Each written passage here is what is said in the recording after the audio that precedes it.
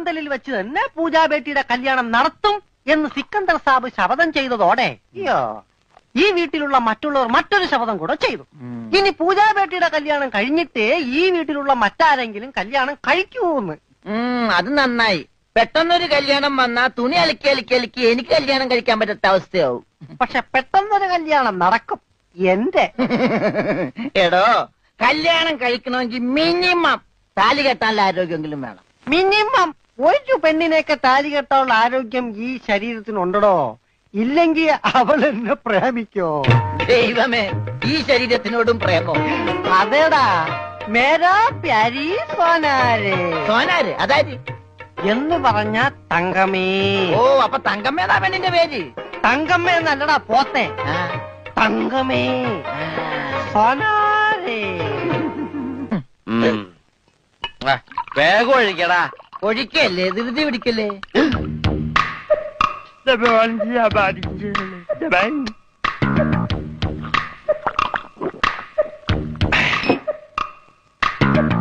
എവിടെയോ എന്തോ ഒരു തകരാറ് പോലെ. തോണ്ടി നാക്കിന്റെ മർമ്മത്ത് തേക്ക്. അയ്യ, എന്തു ചെയ്തത്? ഇത്തിരി സോഡ കൂടി. ആ ഒഴി ഒഴി ഒഴി. നിന്റെ അച്ഛന്റെ അച്ചാറ്.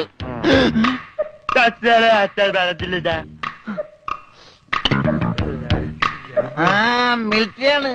അപ്പൊ ഇല്ലാത്ത വെടിവെച്ചൊക്കെ കേൾക്കും.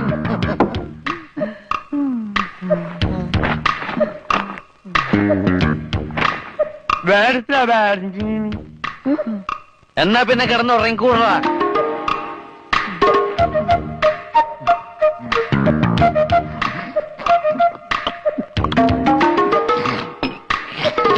എന്ത് പറ്റി രമണ?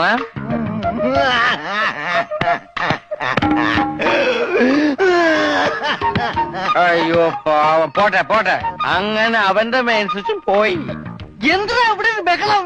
ഒച്ച വെക്കണ പാട്ടി. വാ, നമുക്ക് സംസാരിക്കാം. എനിക്ക് സംസാരിക്കാൻ ഇവിടെ ആരും ഇല്ലാതായി. ആരും ഇല്ലാടാ ഇവിടെ എനിക്ക് സംസാരിക്കാൻ.